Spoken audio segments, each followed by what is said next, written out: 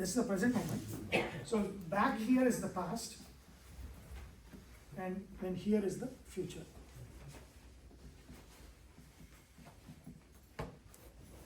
So in terms of karma.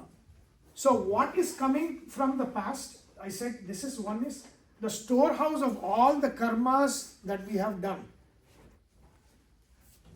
whose fruits have not yet been gotten, right? We've not experienced the fruits of that. That all of that is become sanchita. So that's the sanchita karma. So sanchita karma is a huge storehouse of all the karmas, because we have had so many lives in the past. Not every one, and we are creating like innumerable karma in every life. So this is inexhaustible. And like if you go back to Gita, the whole question of Arjuna is this. Arjuna, and we looked at the difference between karma and kriya. What was the difference I told you? What is the difference between karma? The woodlands, we'll ask the sugarland people. What is the difference between kriya and karma? We talked about this. We discussed this last time. Kriya is without any karma. Karma is, it goes into your credit history. No. But why does it go into your credit history? There is certain thing you do with action. That. Kriya is action. No. Conscious. No, kriya is action. Correct. Karma is what? The result. It's No. intention, right? Intention. Intention. See, there is. I told you. I walk to my car. There is no. Is it a punya karma or papa karma? There is no punya papa there. It's just kriya. So in philosophy, so there is karma, which is like just a general thing, and there's karma, which is a philosophical concept. When Krishna talks about karma in the Gita, he's not talking about putting your hand in the pocket, out walking and all. That's not karma. What he's talking about is an action with an intent. So, therefore, karma is nothing but kama. What is your desire through which the action is coming? So that is the only thing. Otherwise, if you don't have it, if it's a normal habitual thing that you're doing without any of those things, it's just a kriya. And kriya, if a stone is rolling, that is a kriya. There's no karma there. Why? It has no chetana. Right? So kriya is everywhere. In the jada world also there's kriya. Then in the chetana world is also kriya. But when the desire is only in chetana. Consciousness has desire. Stone doesn't have any desire. A stone falling down, there's no papa or punya karma there. Why? Because there's no intent, there's no desire. So when we are talking about Jyothishya or philosophy, we are talking about karma, which means kama. So they are synonymous. Kama and karma are the same. It means desire leads to the action, or actually not even doing action. Right? You can stop doing something you are going to do. That is also, inaction is also action, right? So that's why Krishna says in the Gita, in the 3rd chapter, there is no way to be inactive. Right? Nahi kaschit kshanamapi jatu tishtat yakarmakrit. Akarmakrit. That means, so if you don't want karma phala, don't think you have to be silent and not do anything. Mm-hmm. That is the kriya version of assuming that kriya is karma. Krishna is saying, no. Karma is not action. Karma is intention and action. So now you can do whatever you're doing, and you change the intention, the fruits will change. Mm-hmm. So because Arjuna's confusion is, to stop the fruits of action, should I stop acting? Oh yeah. Krishna says it is not even possible. Right? Sharira yatrapi na siddhyat. Right? So you even your daily functions to keep alive, you need to act to be alive. So you cannot be inactive. We are not, we are by nature active. So that is karma. That is kriya. Activity is kriya. Okay. But then karma is that which is the activity that is generated with a desire. Right? That is karma. Right. So Krishna says, because it is the karma is the intention, you change the intention, your fruits will change. Mm-hmm. So you can be a warrior. The intention with which you are fighting the war, if that changes, your karma phala will be a different one. That's right. So just because you are killing the opposition in the war, If it was just kriya, then it should be a papa karma. But Krishna says it's not kriya that generates the fruits of the action. It is the intent with which you are fighting that generates the fruit. If you remove the hate, and if you are doing it for dharma, if you're doing it for a higher purpose, it doesn't matter. You're actually gaining, that's what he says, that dharma yuddha, you die, you go to heaven, you win, you enjoy the kingdom, right? So that is what Krishna actually does in the karma yoga is, kriya is not karma, kriya is activity, it does not matter. Karma is that which has intention, that is what matters. Desire matters, activity does not matter. So not doing anything, can you elaborate? Is that only doing the kriya is bad or good? Or There is no good and, that's what I'm saying. Okay. There is no good and bad in kriya. Okay. Right? So good and bad comes, when there is good and bad, then that kriya is a karma. Correct. Right? That means what? The good and bad comes only when there is a desire attached to action.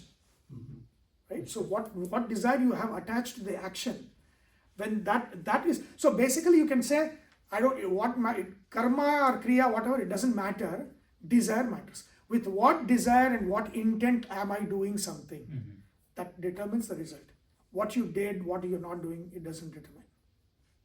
So it's, yeah, you had a question? For example, the instance that you gave, walking to the car, that is kriya. If you're walking to the car with an intention to hurt someone, then that becomes bad karma. Yes. If you're walking to the car to help someone, That becomes is good punya karma. Correct. Yeah, exactly. So you have to know the difference between kriya, which is action, which is meaningless. Action is meaningless. Intention is what. That's why I always, even in the class, I said, when you think of karma, it's a philosophical concept. Don't think of action, think of desire.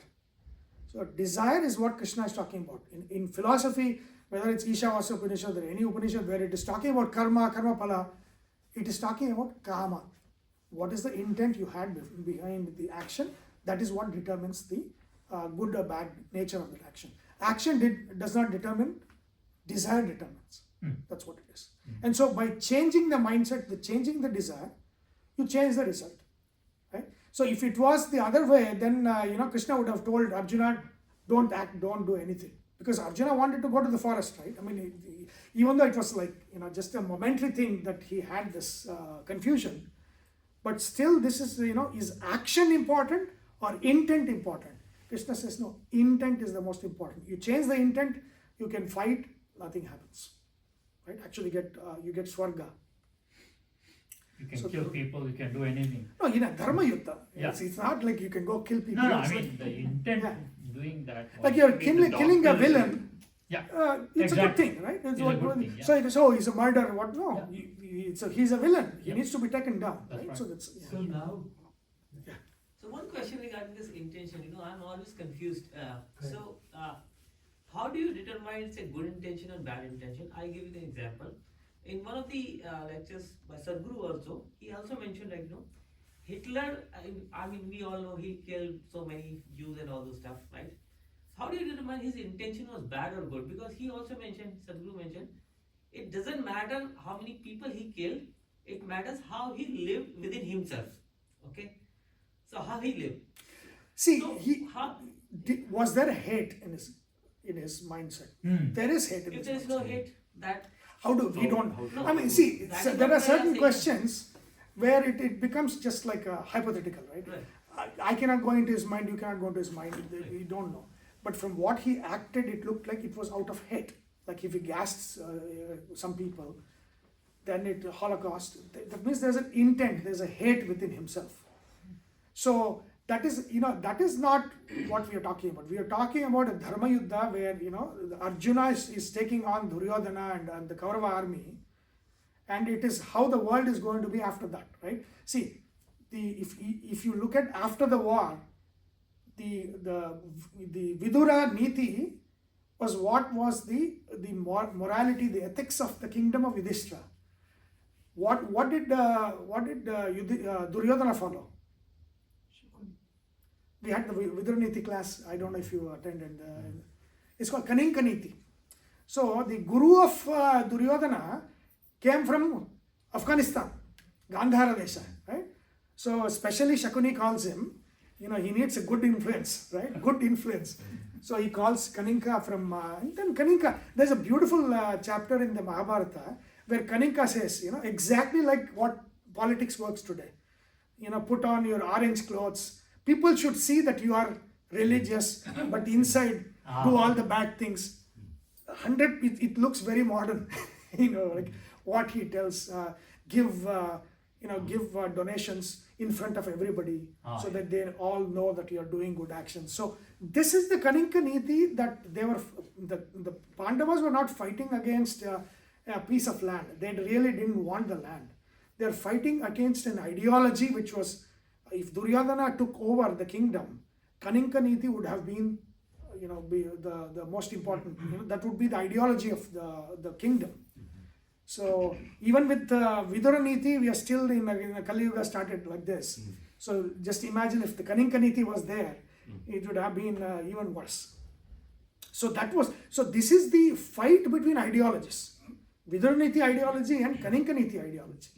So that is, we are not talking about what Hitler and all. So hate is obvious to be seen there.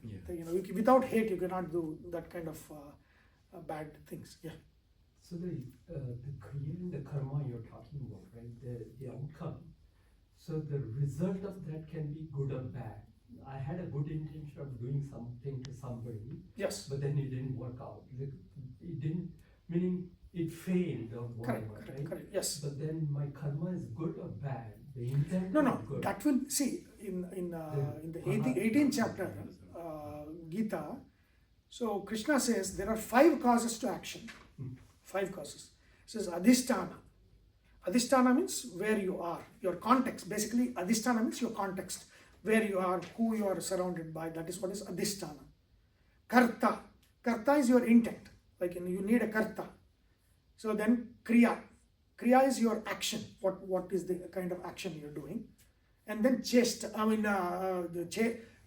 Adhisthana, Karta, Karana. Karana is your the things that enables you, like tools, instruments, your hands, legs, voice. So they're all called Karana, through which action happens. So Karana, Chesta is all the activities, and then Daivam Atra Panchavam. Daiva is the 5th one. That means, and even if you if you are if you have seen Karl Marx, if you've read Karl Marx, his Das Kapital. So he said, what are the causes in production? What are the things that's needed for production? He says you need land, you need instruments, you need labor. So basically everything, and you need skill set, which is kriya, right? Chesta. And then he stops at 4. But here Daiva is what? Timing. Daiva. So you might be the most talented person, you have everything, but things don't happen. Why? Because 5 things need to come together for an outcome to happen. So if you have everything is good, you have the adhisthana, you have the skill set, you have everything that you need, the connections, the people, and still you fail. Why? The timing might be different. So that is called an adrishta. That is something we control these 4. Correct. But so the intent was good. Correct. The intent was that is karta. So you had the karta, Yeah. you had the adhisthana, the context, you had the people, the connection, everything. Yeah. You had the chesta, skill set, you had the karana, all the tools and instruments that you need to enable you to do. You didn't have the daiva. So the Krishna says, without these 5, you don't have. If you miss any one of them, it doesn't work. Right? So that is daiva is the uncontrollable in this. So daiva, he says, that if you don't have daiva translates to timing. You have everything, but it's not the right time. The actions, result don't have. So outcome is not just you do something, because remember, outcome is me plus everybody in the world that we don't control. Their others' intentions and all of that timings is the outcome. So we are in the Gita, when he says karmanyeva adhikaraste, within my control is what I act. Karmani eva adhikara. Adhikara in Sanskrita means my fitness. I'm fit to just act. Because I cannot control your intention, I cannot control your intention. You are acting, you are independent actors, right? I can control my intention, I can act a certain way. But then how you see it, what you do, and all of those things are independent, right? So everything should come, and so because karma is a partial cause, the result is determined by everything together, acting. So that is daiva. How you take it, how you feel about something, and how you act, and all of those things is determined by that. So this too, I think we have to have several sessions. Right? It's very simple. I'm saying just So what we do is in our control. Correct. Everything else is uncontrollable. That's it. You don't have to. So the problem happens, complexity happens. You were thinking for others as well. I'm saying there's no use to doing that. So what you do is in your control. That's all you need to know. That's it. The intent is from the point of view of the person doing the Correct. kriya. From the point of view of the person. So, but in some instances, like it causes harm to others. Correct. For example, there are trees, and then we cut down the trees to widen the road. But the tree has been there for hundreds of years, and Yes. then it Correct. Yeah. So, in that case, how do we define? Like, it's an hypothetical example, but the intent is clear, Yeah. but you're causing harm to others. Harm, yeah. It's again like in the war, you have to kill the one adharma on the side of adharma. Bhishma was on the side of adharma. Drona was on the side of adharma. They are like that fruit tree, right? Yeah. So they have to cut it because of a bigger, cause. Oh. So it is kind of they have to do it. So what is dharma and what is adharma is it so clearly defined? Very clear. I mean, it's not clearly defined. There's so many gray zones. Like, otherwise, everybody would be clear. But the thing is, it's said you can control your intent. Make sure there is no. See, we'll see that in the chart. Krishna says in the Gita. Again, Gita and Jyothishya, they're all kind of everything is together. And situation to situation, the intent Differs. Yeah. Yeah, and you might have a bad intent and do good thing, right? Doesn't mean you are going to get good phala, because your intent was very bad, right? So it's not like I was hating something and I was doing something out of hate, but something good happened. You're like, oh yeah, of course I did it. You cannot say that, right? Because you can fool the world. Oh. You cannot fool the devatas, right? So where does the intent come from? Where- You Yeah. Meaning that is from you. past. See, your jiva, your karma you don't control, because there's so many things happening. Your thoughts you cannot control, right? I said thoughts happen to us. We don't create the thoughts. So what do you control then? Purushakara. Yeah, but again, desire. Desire. So you are your desire. That's it. You know your desire. What you desire is who you are. But is that bad or good? Like, If you have good desires, then it's So good. My inherent nature Yes. is whatever it is, right? Then we don't call it good or bad, right? I'm Rakshasa, But you don't know, right? See, that's the thing. Yeah, yeah. See, we are talking about, Paramatma level, and but we are, in our level, we don't know what our Jiva Subhava is. We know our desires and how we should mend it or create more of it. That's what we know. So again, anything more than that would be, it's not in our control. So the way I'm understanding is the karma, right? Their intensity in the brown points you earn is what I'm trying to ask is, okay, I felt hungry, right? That is not karma. Kriya. Yeah, correct. It's kriya. Yeah. Yes. But then I have a choice to eat sattvic food or Ah, tasic food, correct. right? Correct. But then my intent is to keep my hunger. Yeah, calm, but your right? desire is to get a certain kind of taste, certain Right. kind of feeling, right? That's where that thing comes. So that is wrong as per the rules of karma. Yeah, in the sense, Meaning eating a toxic food is not. I mean, it's not in the sense wrong, in the sense it's harming you. So when we say it's wrong means what? That which harms you is wrong. Mhm. That doesn't, creates good in you is good. So it's wrong, right? It's not like somebody is policing us. It's like what is going to happen to us. See, eventually what is wrong and right? Sukha dukkha. if you are eating the wrong kind of food, it is going to get you in dukkha.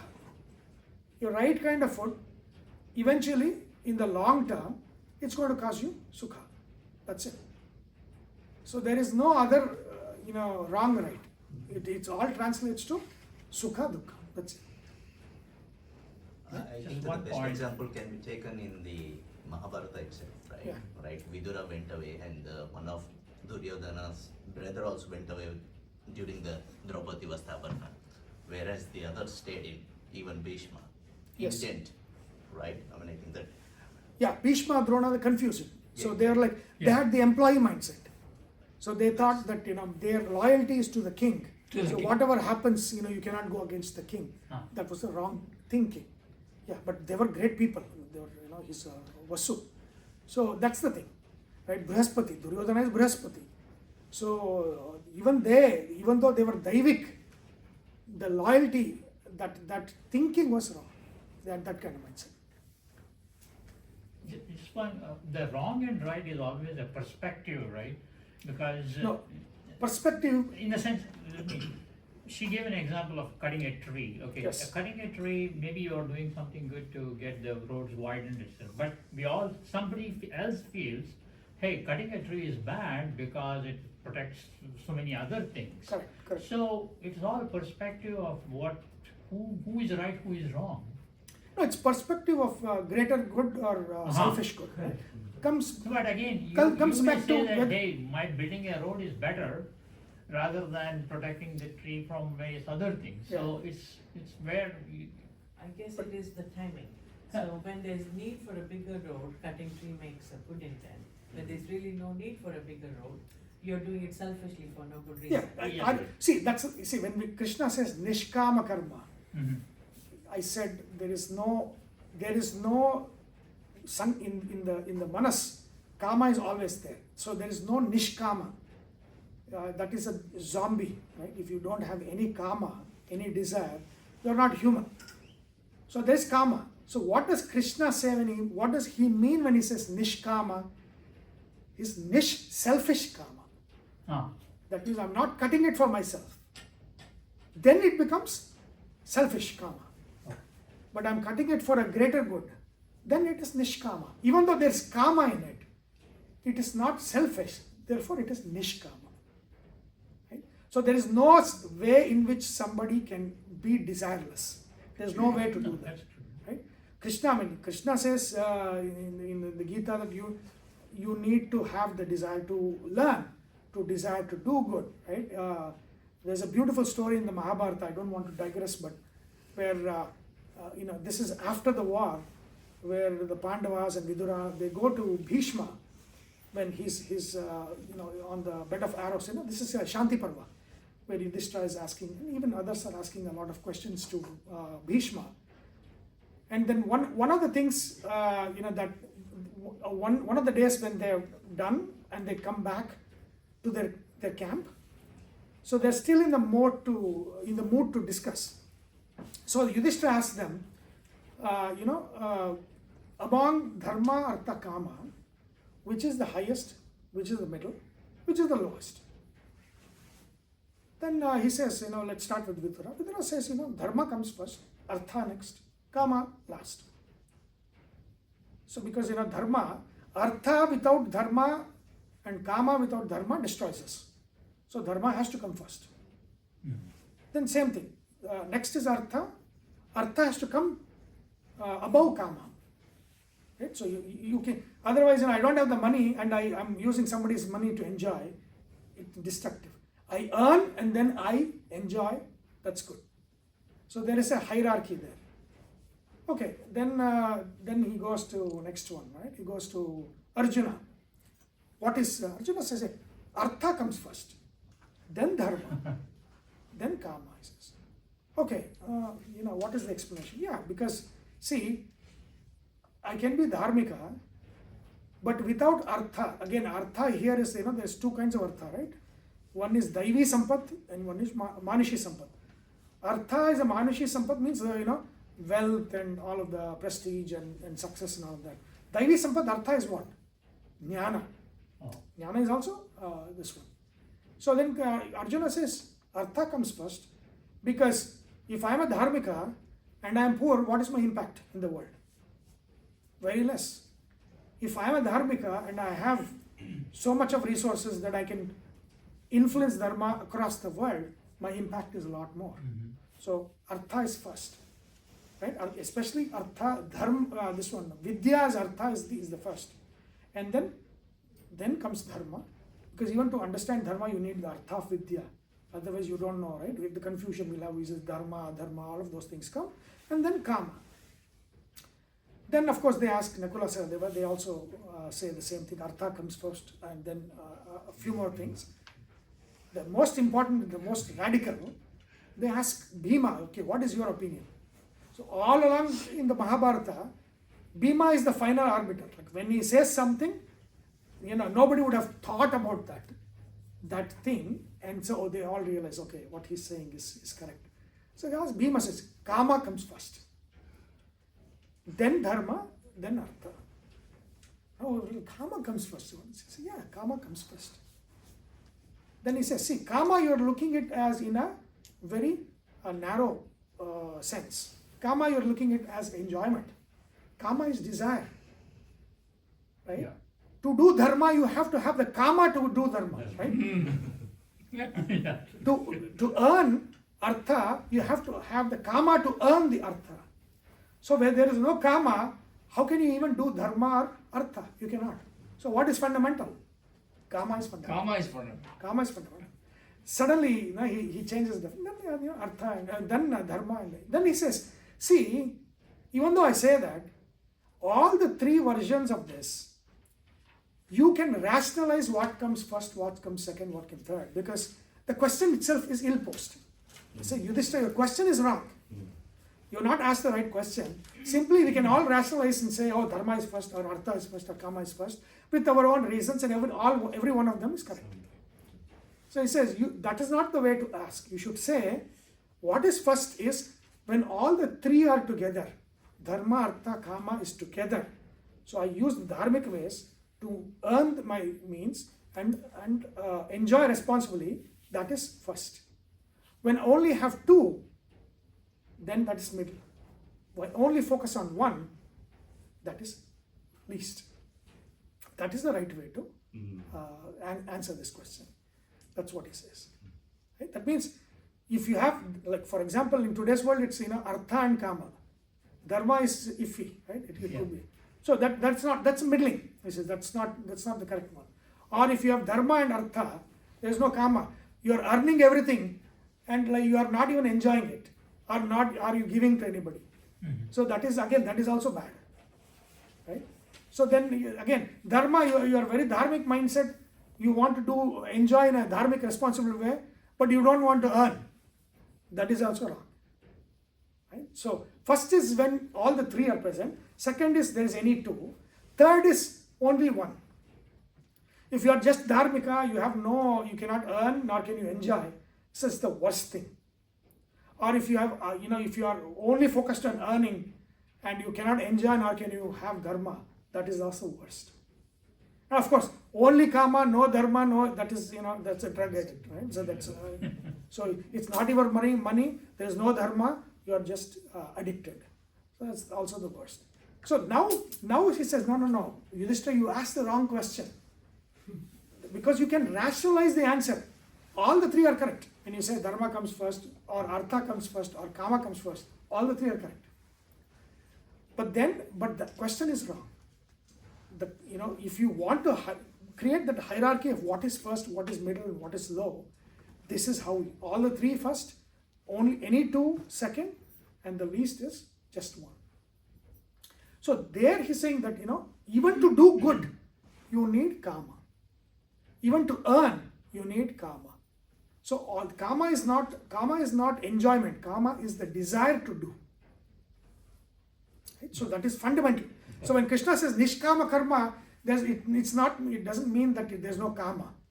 It's like Krishna doesn't want you to be a zombie.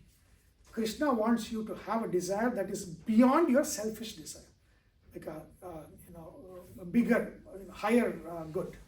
So that one, that is what he's talking. That's what he calls nishkama. But it's swartha kama. It's not nishkama in absolutely, right? So that's very important to understand. So without kama, there's no karma. That is, hopefully that is understood. Right? Yeah. Now, sanchita is there. Then I said a part of it is prarabdha, right? And prarabdha is, there's a whole storehouse of karma. Only some of the karma is awakened, and that comes as in our chitta. That is when we are born. That instance is this is all these are unmanifested. This is the manifested one, right? So this is, and in our life, what it is? What is it? You said prarabdha. No, prarabdha. What is in our life? What is that? Uncontrollables. The context, right? The things that happen to you that you cannot control, right? So those again, you can control, but let's go with you cannot control, right? Then next part you'll know what it is. So understood until here? Yeah. So that packet includes both Deva and Hata. Hata is always inherent. It's the basic molecule of the whole mango seed. Yeah, all of this. See, Hata is here, Jiva Swabhava. It's a basic. It's around the Jiva Swabhava, right? The karma has to attach. See, karma is a jada. Yeah. It has to attach to a jiva. That jiva is hata, that we call hata. That's okay. Yes. So Sanchita is it always like a positive stays as positive, negative stays as negative? Correct. Or it is summed up when the resultant comes? No, no. So- Every one of them is there. So positive will be positive when Yes. you bring in some of the positive, some of the. Otherwise, you do bad and then go to Tirupati and put some gold there, you're done, right? So that cancellation doesn't happen. Yeah.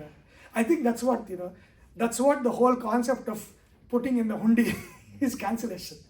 That No, doesn't work. I'm talking about when we bring in the prarabdha karma. Yeah. So it's always like 10 positive, 5 negative, something. That's how we. No, it is not. It is not a summation of that. No. So again, one of the important dictums to understand: karma can be lost in only two ways. One is through experience. The other one we'll see. There is no other third way. There's only two ways to burn karma. So karma that you bring in is burned through experiencing it, or there's one more thing. We'll see that. Right. So that's two ways. Yes. Yeah. So the sanchita and the prarabdha you said, right? Is it a random process where some part of the big that is, yeah. It's all random. Yeah, it's all. Or We you don't can- know. You don't have a See, in the evidence to- Srishti, so when Brahma wakes up, right? When Brahma is created, that chitta becomes open. Then from that karma, the prarabdha is removed. Which you cannot. Certain things you just Rishimula, Nadimula, you don't know the answer to that. Because it's So random. Sanchita is a baggage of all the previous births. Everything that we carry, everything that we have done, that is Sanchita. Everything that we have done that we have not experienced the fruits yet, Okay. that is Sanchita. Yeah. So it's not infinite but it's a lot large because we have gone through so many lives, and in every life we are creating so much karma. It's a large baggage. But then, there are karmas that we have already experienced, so they're burned. Right? So that is, and then this is the one karma when we say, when you become jnani, when you have the sakshatkara, your karma is burned. That is the sanchita karma. You can burn the sanchita karma, but you cannot burn the prarabdha karma. So you'll have seen stories where the sanchita is burned, but they have to still experience before they're going to moksha. They'll still be there to I think one of the stories is the birth of Vidura, Ani Mandavya. So Mandavya, they torture him because they think he's a thief, and then when he kind of encounters, then he says, why did this happen? And they say, when you're young you tortured something. And I say, my karma, there's no karma generated at that young age, so I should not have gone through this. So that would be his prarabdha. Like he has to go through something. When it's awakened, you cannot burn it. So like I said, there's only two ways, right? So remove sanchita. There's only two ways to lose prarabdha. Experience. Experience it, and there's a second one. We'll see what it is. But that's a mandate experience, meaning you have to go through the Good or bad? Yeah. Again, hold the thought, hold on to it, because we'll see. There's some more things to come. But generally correct. That's correct. So, so in the current state, right? This is the past state. The current state is we are generating new karma. So we'll come to that, right? So this is our past baggage, which is created Correct. situation, all of that. Now next, going to the future, right? 1 second. So we have how many ways through which we generate karma? Kaya, Vacha, Manasa. Right? So there are 3 karma, 3 ways in which we generate karma. One is Kaya, Vacha, Manasa, like our thoughts, our voice, our speech, and then actions, right? Bodily actions. So this is what that's how we are generating future karma. Again, I said the dictum is what your previous karma cannot create your future karma. So that otherwise, then everything will be a perpetual motion machine, right? So it's like if your previous karma generated the future karma, there is no way to lose the karma. So the future karma creates the uncontrollables, but what creates the future? The past karma creates the uncontrollables.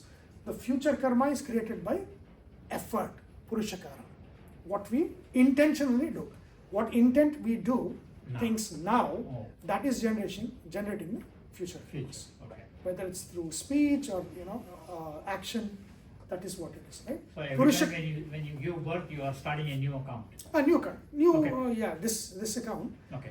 where whatever you're intentionally doing, Yeah. where that's is come what you're doing, come under purushakara, then you are you have generating new karmas, Alright. right? So is that clear so far? Yeah. Okay. So, how do you differentiate between burning karma and generating new karma? Is there What is happening to you Is the- and what you're intentionally doing? That's the only difference. So you're burning the same time. It's happening at the same time. Oh, you mean burn? What do you mean by burn? Burning the past prarabdha, Now, through experience, and at the same time I'm doing the karma too. you can. Right? Yeah. So it is basically both of them are simultaneously playing Happen. at the same time. Yes. Okay. See, burning is experience. Mhm. Doing is intentional. The intention of doing is new one, right? Your karma is you are expressing, right? Karma is an expression. But if I'm a repeat offender, right, I keep doing the same thing, so the karma is not burning, but then it is No, prarabdha karma is burning is known through experience. Okay. Dukkha that I am experiencing is your prarabdha karma. Oh. I mean, even sukha is there, but I'm just So giving now out. Donald Trump, right? Do you think, no, I'm just asking. So as his prarabdha, he's become a president of the country. Yeah, or- yeah. So what is it burning? Is it doing? I don't know. This is all speculation, hypothetical, right? Yeah. So in philosophy, especially Indian philosophy, like last time I was saying, what kind of karma does a dog generate? That is not they say, what is the prayojana? They say, what is the usefulness of this?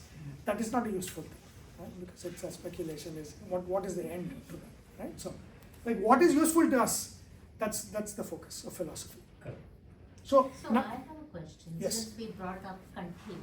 So just like you have astrology associated with an individual, do you also do it for countries? Samhita, yes, yeah. There's Hora, there's Samhita. Okay. Yeah. So based on the birth chart of the country, independence or whatever it is. Yeah. Okay. So you have expression. Now you're expressing. So the prarabdha is acting, Yeah. and the prarabdha might have created, enabled a certain talent, or like whatever you bring, right? The talent you bring, or the obstacles in life that you bring, all of those things through which you are acting, kaya vacha manasa. So that where it is an intentional action, that is generating your agami karma, your future karma. So that is, let's say this is the future karma. Okay, so until now it's good, right?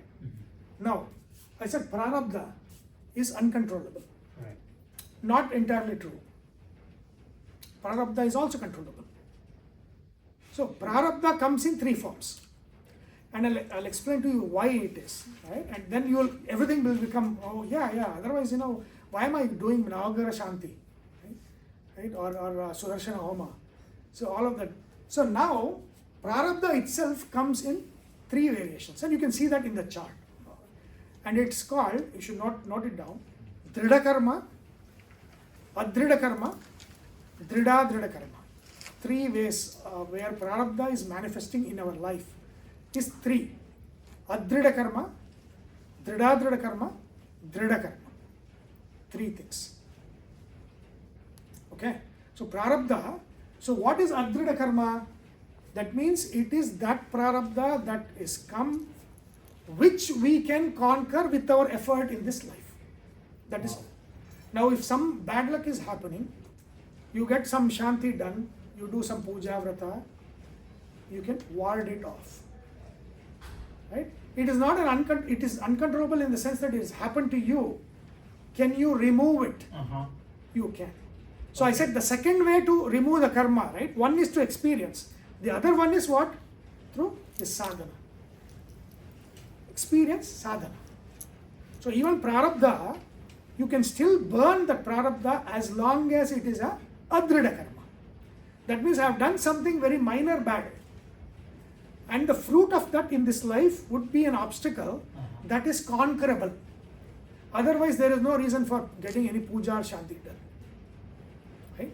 So they, wear this stone, or do this puja, do this mantra japa.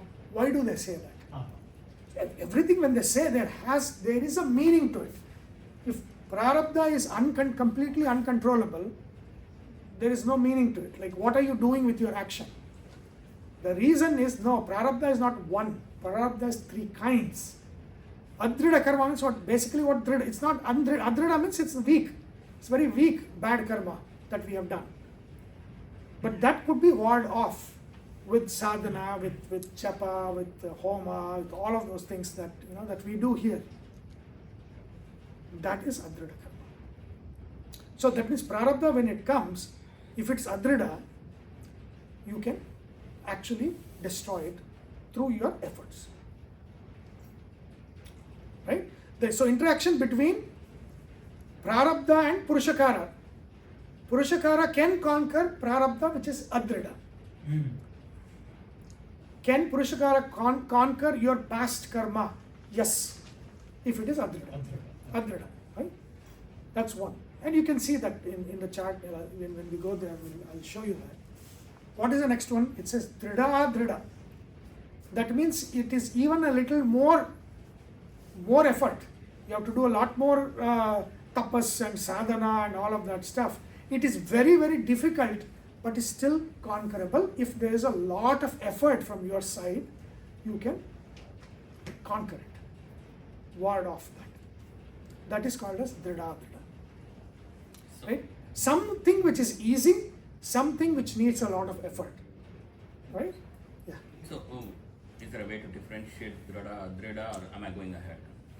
No, differentiate in the sense that there are some things that block, let's say something that blocks you, that one small mantra, chanting would ward it off. But that's something that takes, you have to do a huge sadhana, it has to be a very big thing. Until then, either it is doesn't completely ward off, it can be mitigated, but something you can still, with your effort, control that. That is called as drida drida. So it's not easy, but it is not undoable. It's in between. So it's a blockage that needs a lot of effort from your side to ward off. That is called as drida drida karma. Let me put it the other way. What is the characteristics of drida karma? It's some bad thing has happened, and then you do some mantra. Some outcome is not happening, and you do a mantra or you do some japa, and then that block is gone. That is adrida karma. That which is easy to ward off, that's adrida karma. So that's what astrology will tell you. Saying Otherwise, what is it? See, even astrology, again, we are coming back to the Purva Paksha. Is astrology really needed? One, I said, if there is effort that we can use, if it's not deterministic always, then yeah, astrology makes sense, right? And then the prarabdha karma itself, if we cannot do anything about it, again you don't need astrology, Jyothishya. Right? So that means Jyothishya is required to ward off your adrida karma, to ward off your drida karma, what to do, how to do it, all of those things. Drida karma is like brahmahatya dosha, all these big things that we have done, very bad things. That will be so tight that you cannot ward it off with no puja, no nothing will. The only thing that we can do is it will help change our mindset to accept it. That's all. You cannot change the exterior, the external world. That is bound to happen. But you can change. It can bring about, sadhana can still bring about the change within you to accept and experience it happily. That is what a sadhana can do. So sadhana can do help in all the three. That is why you need sadhana. In adrida karma you can remove that. In drida karma, it's like, for example, drida, you asked an example. So it's like somebody who's born in a very poor family, but extreme effort to get out of that and create something big. Right. Now that is not adrida, that is drida. Correct. His effort has created, warded off that what he was born with. It's that's what it is. Somebody in the opposite, right, where he was very rich and now is in poverty, that is karma taking over. Karma taking over. So that's the right. So that's why prarabdha. There is three versions of prarabdha, and sadhana makes sense in all the three. In adrida you can ward off. In drida you can ward off with a lot of effort and difficulty, and in drida it helps you change your mindset to accept. Right? So drida, adrida, drida. These are the three kinds of prarabdha karma that we are surrounded with. That means, can our effort interact with Daiva? It can, it will. Certain drida and drida and adrida, it will. Drida, it can help you. The effort can help you accept what is unchangeable. Whatever you do, it will not change. Change your mindset to accept it. That's what it can help. Right? So is it? So the karma that we do as parents, they say the parents did this karma, and that's why the kids are enjoying, or the elders do. So where does that fall in these three categories? No. We all come with our own karma that we are enjoying or suffering. Right? So that is. But when they say that it's because of the good karma that their parents did something, we are passing down something, right? No, to the kids. karma is not passed on. Karma is very uniquely of us. Yeah. They say that, but no, you cannot donate your good karma. You cannot do it. Okay. So the husband cannot do anything for the wife. Oh, and especially husband.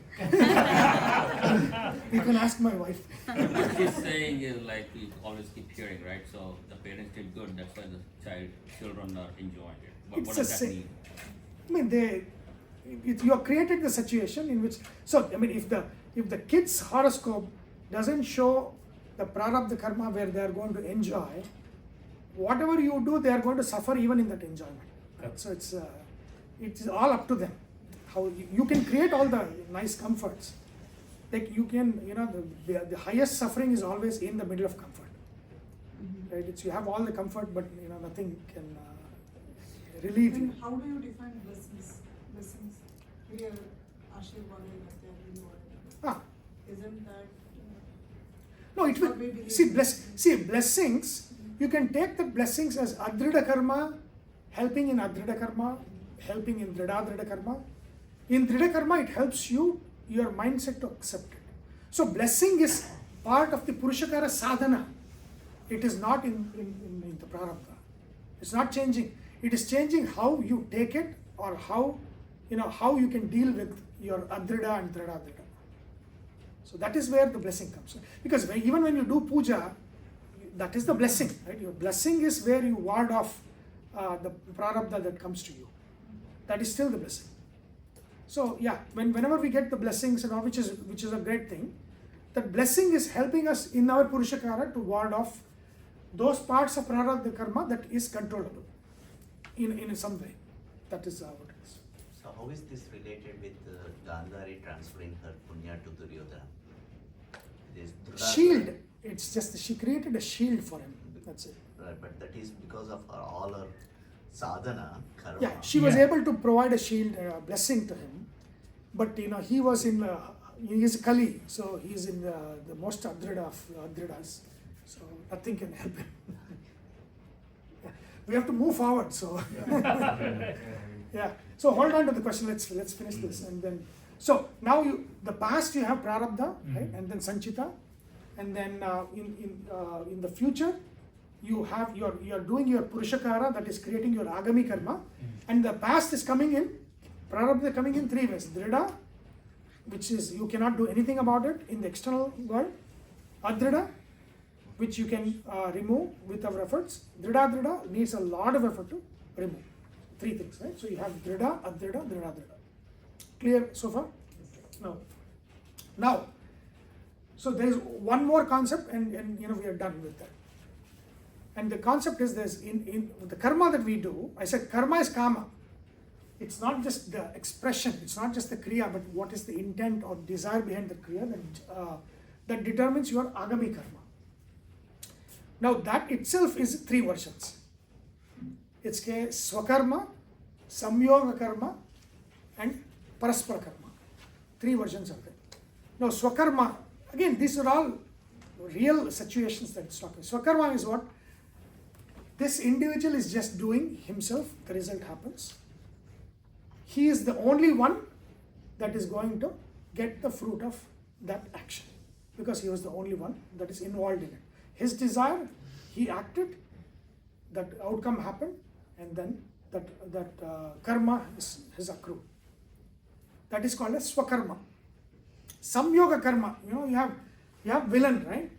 I think up of idea, then I call my goons, they go and execute it. So now you have like thinking and executing, differentiation. So now the karma is, who gets the karma? Because intent is somebody's, he is not himself acted, he hired the goons did the job. Now, do the goons get the karma, or the person villain get the karma? That is the samyoga karma. Samyoga karma means he whose intent is the maximum, they who execute it will also come in there. But of course, they will intentionally while executing, they will have their own intent to it. So that will come to them and all of that. But here samyoga, that means that papa karma of that action comes to both the thinker and the doer together. So you cannot say, I had the bad intention, but I didn't murder the guy. Oh, no. Karma says, no. You, again, look at how the legal system, right? What was the intent? All of those things come in the legal, exactly, karma is exactly like that. You intending to do something, then you hired somebody to execute it, and it was executed, you are still liable for it. Because your intention and hiring happened. So it doesn't mean that you are not executed, so you're clean. No.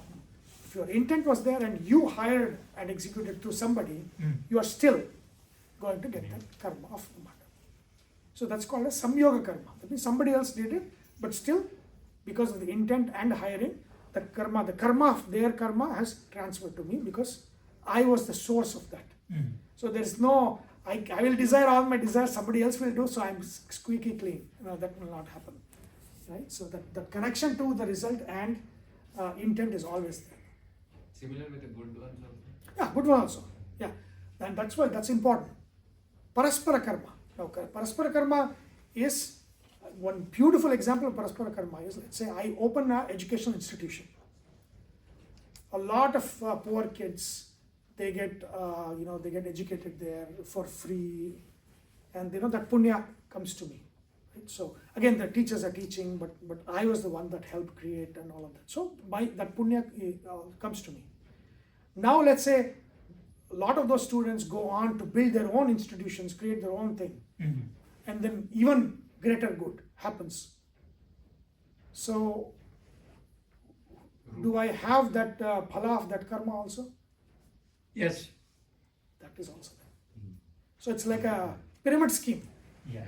So your karma doesn't end with just one. Yes. 1 to 1. So good karma, so this is where you call that compound interest, right? This is where the good that you do can compound in so many people that are doing so many great things. And of course, now you say, I did it with good intention, but I created a lot of villains. Would that papa karma comes? No, it will not. Because your intention was not this. Your intention was good. So your intention is good, their execution is wrong. So that is their own, right? But your intention and then moving on, their intention is the same. They are spreading the same intention. So think of that. If you create generations and generations of these good things, your punya karma, that is called as paraspara karma. The compound interest, is like passive income. You don't know where the money, where that good karma is coming, it's coming from everywhere. Right? Everywhere. So the Vedanta says that is how you need to live the life. Where the good that you do, and that you can only do with what? What Krishna says in the Gita, that has to be greater than oneself. Then that good intention multiplies, and that multiplies also your punya karma that comes to it. Same thing about papa karma. Something you created, you murdered somebody and then somebody suffered, and that caused them to take revenge on society, and then so now papa karma is not ending there, right? Like we talked about Hitler. So he killed these people, but the suffering is not limited to them. Their family suffered, their generations are suffering. What is happening to those bad karmas? He has a fraction of that coming back to him. Right? There's a good analogy, like, I don't know if you heard Amway kind of thing. Yeah, exactly. Somewhere and the dividends get. Exactly. You enjoy all the dividends. So it's very important. Your bad karma may be start giving you bad dividends. Good karma will get. So do good paraspara karma. Don't do bad paraspara karma, because then it's, because it's not just one shot. It is a dividends that keep coming, right? So that is a very powerful concept, that it says you need to live your life with a good paraspara karma. Do something very bigger than yourself that actually spreads goodness. So then that is not just limited to, just one, it's not just limited to one class. You go and do something big. I get a, pal. Right? So like that. So that is what it is. You need, that is what, it should multiply and multiply and multiply, so that those dividends come to you at, even after you're gone. Right? It might be hundreds of years. People have done great things in the past. We still read about it, or we still get inspired by that. That dividend is still going. So that's what you need. So it's a very powerful karma. Paraspara karma is a very, very powerful karma. But it has to stop somewhere, right? For getting to the next stage, right?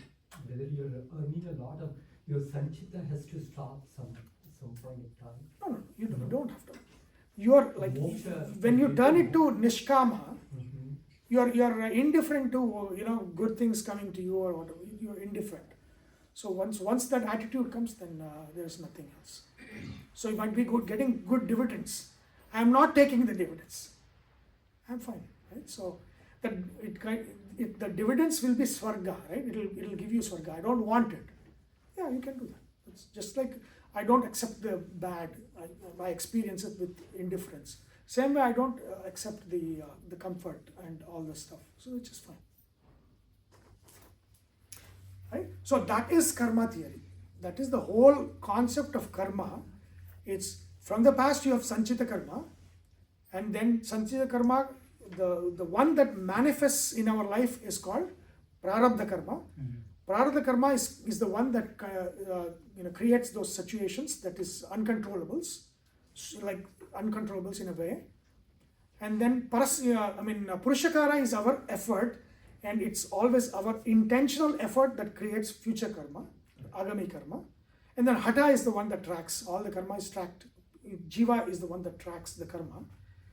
And then the prarabdha that's coming to us is three versions, three kinds of them. Adrida, we can actually use the paraspara karma to ward it off. Drida, it takes a lot of effort but still can be removed. Drida karma, you have to go through it. Go through. Your sadhana will help you at least accept it and happily accept suffering or whatever it is that can happen. Right? In the what we do, kaya vacha manasa, you have your swakarma where you are just limited to one interaction. Samyoga karma, where you have the intent, somebody else executes it, you still get that karma phala. And then paraspara karma is that dividend that keeps on giving, where it goes on, multiplies, whether it's good or bad, everything multiplies. But you said the bad will not come back to you. No, if your intent is good, If your intent is good, but the other guy does bad, then it doesn't, because it has to be in sync with your intent. Intent. Yeah. Okay. So you created something Yeah. with a good intention, and they are carrying that forward. That comes to you. That comes to you. But then they misuse it. Correct. You are not involved in it. You never had that intention to Okay. misuse, right? So that is, yeah. That's There is a line there though that if you become aware of it and you don't do anything about it, yeah. then you incur, Yes. right? Because now if you could do something to change that situation, Yes. and you chose to not act, Not do it. Yeah. then you incur. See, in Vedanta, not acting is also action. Action, exactly. Right? So that is, acting is also action. With Not intent. acting is also action. Also With action. intent. With Yeah. Exactly. Intent not to act. Yeah. Intent to act. Both are actions. So that's why Krishna says, even if you don't act, you're acting. Acting. Arjuna, Yeah. what are you thinking? He says, right? That's Yeah, what so that's the qualifier for, yes sir, somebody developed, you set up a hospital, but somebody is doing bad with it. Yes. But you become aware of it and you don't do it, you are going to inherit Yeah, its exactly. bad. As long- when you're aware of it, When Then you're You have aware a of responsibility to act. but let's say, after you're gone, Yeah. things change and all the bad things happen. No, you never had the intent. So intention, your desire is your karma. If you have good desire, good things will happen. If you have bad desire, bad things will happen. Regardless of what you act, it happens. Your karma phala attaches to your desire, not to whatever you say or do. It doesn't matter. Right? So this is karma theory. This is the theory of karma on which Jyothishya is built. Right? So you can see the complexity of how the things happen in the world and how it gets explained here. So now somebody is defining, Hindus are fatalistic. It's like, what are you talking about? So there's a lot of complexity and a lot of thinking that's gone on, to create these things. So Hinduism is not one-liner. There's a lot of things in depth. You have to kind of click, go down. You have to. There's a lot of things that you can understand, right? So this is clear, right? Now, because this is the foundation for the next thing. Okay, now let's go on to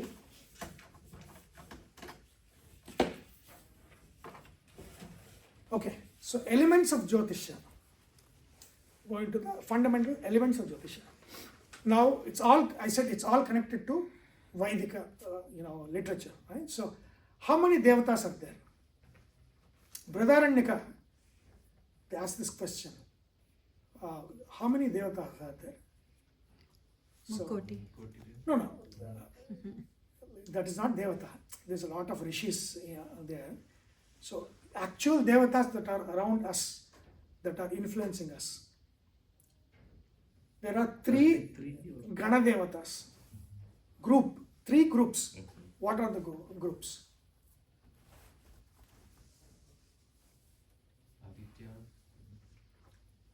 Adityas, correct. How many Adityas are there? 12. Correct. Then Rudras. Rudragana, correct. Oh, this is the Harikatam sir. Yeah. I'm asking you, that's it. Where you heard it or where you saw it, it doesn't matter. Adityas, Rudras, and Vasus. When Vasu, Vasu. right? Okay. So basically, there are three Gana devatas around us. Vasurudra Aditya. Vasurudra Aditya. So That's when, what we say. Raghuramji is doing, you have to notice when the Homa is the mantras that he's chanting, he says, Om Bhuswaha Agni Mama Agni. Agni is who? Which Gana does Agni fall under? Aditya. Aditya. Vasu Gana. Vasu. Oh. Agni is Vasu Gana. Agni is a Vasu. Then Bhuswaha Rudraya Namaha. Rudraya Namaha. Rudra. So that is this one. So Bhusva Agneyadan Namama, Bhusvaha Vayuvedan Namama, he says Vayu. Right? Basically, Bhuloka Agni, Bhuvarloka Vayu, Swarloka Aditya. Right? That is the three Gana. Basically, three Gana Devatas means Vasu in the world, Rudra, Prana Rudra together in the Bhuvarloka, Aditya in the Swarloka. Three lokas, right? Then Bhut Bhusva Swaha, Prajapadedan Namama, they say, Vasudevaya Namaha, they say. Right? So that means that another one is coming. So think of these three. Even whether in the Pitru Karma, you have to, the Pinda, three Pindas. One is to Vasu, another one is to Rudra. Aditya. Vasu, Rudra, Aditya, Swarnam. Vasu, Rudra, Aditya. If you know this much, you know a lot of Hinduism. Vasu, Rudra, Aditya. And all this, Trimurtis, everything is basically like this, right? Trimurti. So, among the Adityas, Vamana is Vishnu. When we in the Veda, Vishnu means Vamana. Yeah, Vamana. With this, he's the Aditya, one of the Adityas, right? Aditi Putra. Aditya means he was born to Aditi. And then among the Rudras, you have Shiva. Right? Maheshwara. And Brahma doesn't have any manifestation in the world, so he comes under Vasu. He is under Vasu. He is in the Chandra. So these are the Vasu, Rudra, Aditya. That is the concept of Trimurti. There is no the three portfolios, three people, no, nothing like that. There's one God. In the Bradaranyaka, finally it says how many God is there? Paramatma is one Paramatma. Only one. The other is three kinds based on Vasu, Rudra. Vasugana, Rudragana, Aditya Gana. Three Ganas are there. So if you know this, you know most of the things. Because all worship, all homa, everything, the Vasu, Rudra, Aditya is always there. So three is like, Hinduism, there is a concept of three. Everything is in three. Guna three. And when he chants the Ganesha Atharva Shirsha, Upanishad, he says, Lokatrayatitaha, Gunatrayatitaha, Avastatrayatitaha, Kalatrayatitaha. Everything is Traya. Right? Time is past, present, future. Sattva, Rajas, Tamas. Right? All of these avastha, it's Jagrat, Sushupti, and Swapna. So everything is three. Three in Hinduism, three means cycle. Breaking the three is four. Four is breaking the three. Moksha is four. Right? Even Dharma, Artha, Kama, three. So within Dharma, Artha, Kama, it is always a cycle. Moksha is the fourth. Yeah. You said Vasu, Rudra, Aditya. Vasu is worldly, Aditya is heavenly. What is Rudra? Bhuvarloka. In between. We say Antariksha. Where the wind is, right? Where the wind is, that's Antariksha. That's both Prana and Rudra. They are always together. Right? So now, how many of them are there? Calculate. How many Adityas are there? 10. So let's start with the correct one. Let's say Vasu, Rudra, Aditya. So let's do Vasus. How many Vasus are there? That means Hinduism is not very clear to you. That's why we have come here. How many Vasus are there? Very important concept. Vasus are the resources in the world that we get. Right? That you see how important it is in Jyothishya. Vasu, concept of Vasu. See, Vasu means wealth, resources. That's what it is. But how many Vasus are there? Already Agni is one Vasu. He is among all the Vasugana. He is the head of the Vasugana. Is it 5? Ashtavasu. Ashtavasus. Okay. 8 Vasus are there. Okay. So now Vasus are 8 Vasus. What are those? Brahma. Huh? Brahma is one. No, Brahma is no. Brahma has no avatar. Brahma is always outside. But you said that Brahma doesn't fall under Aditya or He is Avesh, because remember the Dattatreya, I think it's Anasuya. Yeah. She wants the Trimurtis as her kids. Child. Now Vishnu becomes Dattatreya. Shiva is Durvasa, then Chandra is born. But Chandra is Chandra, it's not Brahma. So there is a Brahma Avesha in Chandra. That's it. Brahma doesn't take avtara. He's like full Satvika. There is no avtara to Brahma. Right? So that is Ashtavasu. So this is the concept related to the Grahas. Grahas are representing the Vasus. Okay. So now, what are the Vasus? They are the Abhimanis of the Panchabhutas. So we'll start with Dhara. There is a name of Vasu called Dhara. What does he rule? His name is Dhara, means which tattva he rules? Prithvi tattva. Right? So he rules the Prithvi element. I'll say Prithvi element. Then there is another Vasu called Apas. What does he rule? Water. Jala tattva. Okay, so that he rules Jala tattva. Then of course Anala, Agni is there. He is the head of the Vasus, so he is Anala. So all our worship is through what?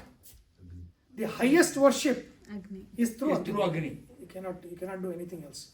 So they say, in the Bhuloka it is through Agni, in the Swarloka it's through Aditya. So you can see, every Upanishad is only talking about the Pratikas, the idols, the fire or the sun. These are the two Shrestha, highest idols. That's what it is. Okay, so Anala. This is fire. Okay, this is fire.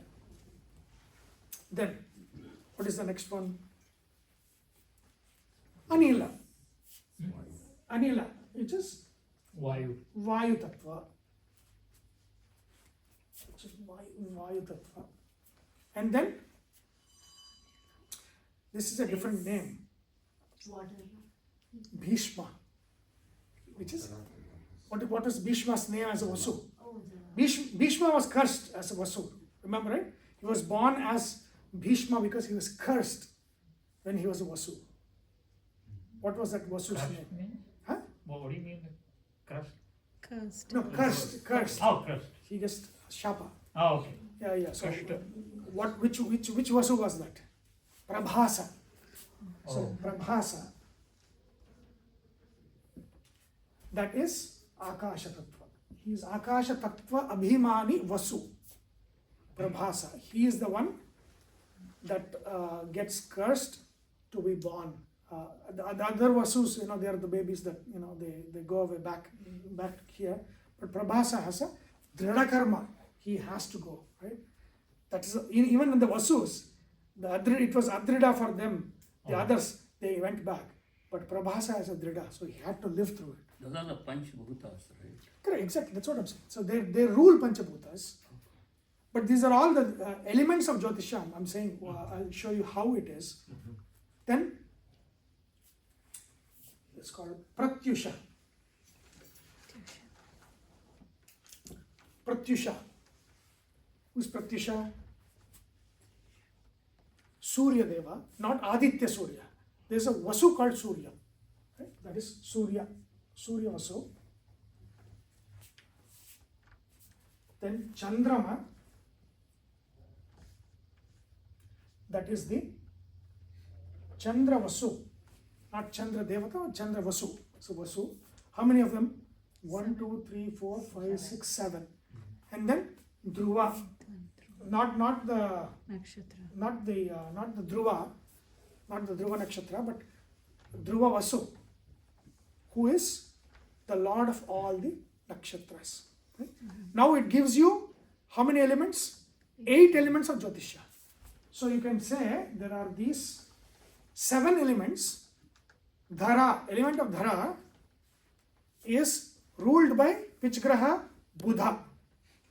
Buddha rules the Prithvi Tattva.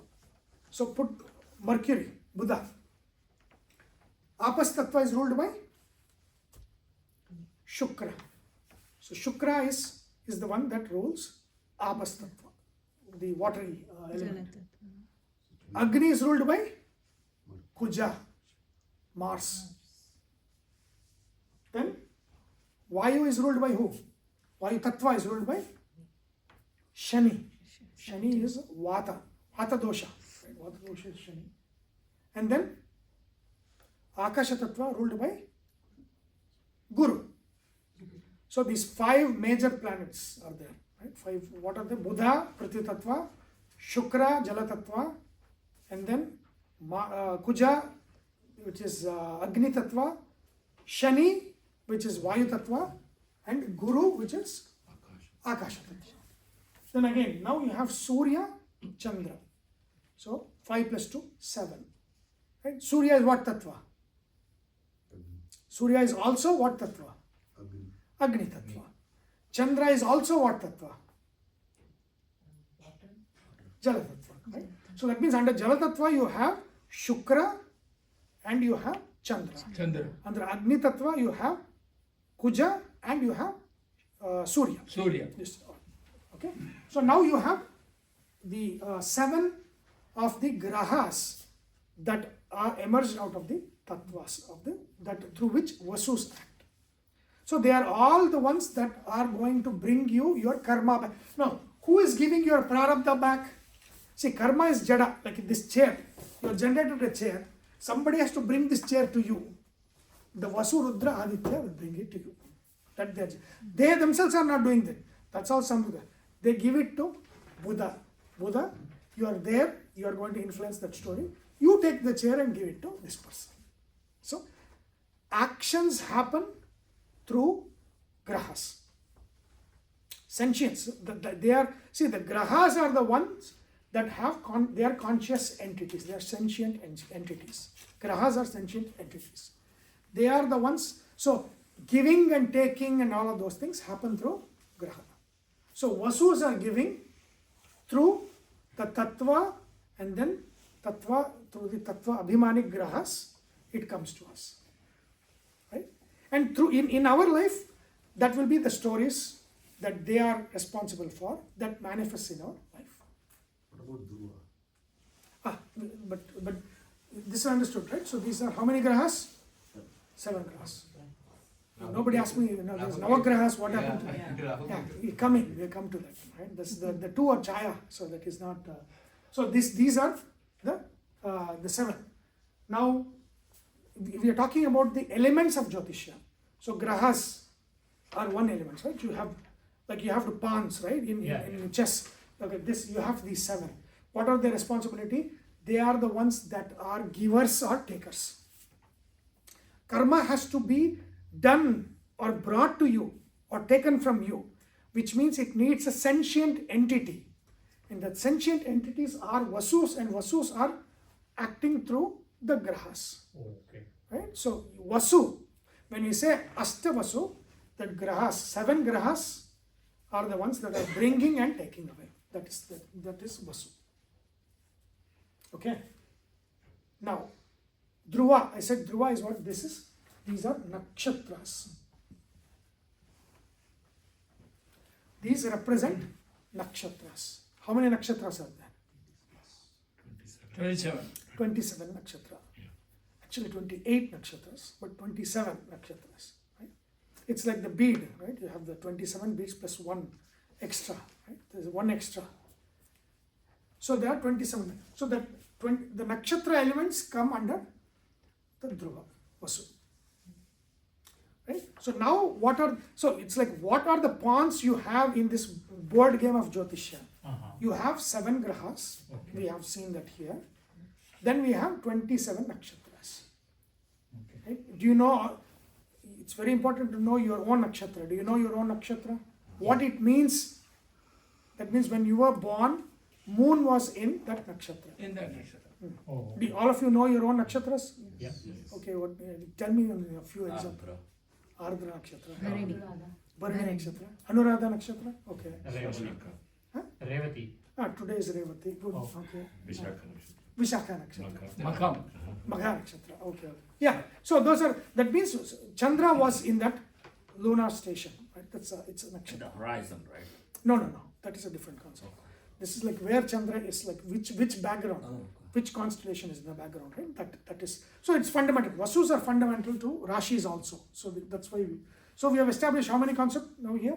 7 grahas and 27 nakshatra. I said there's one more. It's called Abhijit. So Abhijit is not in the zodiac belt. It is outside. Because why Abhijit concept comes and why there are 27 nakshatras, how long does the moon take to go around the earth? Do you know? 27 days, 7 and a quarter hours or something, right? So that means 27 days it takes to go around the earth. That quarter is one pada. That is, one pada is extra. So that extra goes to one pada between Uttarashada and Shravana. That's called Abhijit. That's not in the zodiac, it's outside the zodiac. It's called Abhijit Nakshatra. That's a special, it's a Vishnu Nakshatra. But then it's not, the concept of why does a month have 30 days? You know that why a month has 30 days? See, the moon, as seen from the earth, is actually taking 27 days, 7 hours something. But then what we are, in our system, see, any motion is measured against a reference. So what is our reference plane in Vedanga, in the Vedanga Jyothishya? Stars. Surya. Stars. Stars. Stars. Right? So for us, the reference is stars. Stars is so they are so far away. They're not going to change. Right? In our life, many lifetimes, it's so many light years away. They are going to be the same. So we take the constellations, that is the nakshatras, as the reference, unchanging reference plane. And we measure motion of everything with the background of nakshatras. That is our system. For us, every measurement is with reference to the background reference plane of the zodiac, nakshatras, because they are always constant. They're not going to change. Right? Now, so it's not like I'm standing in the on the earth and I'm looking at how many days it takes, the moon takes. It takes 27 days.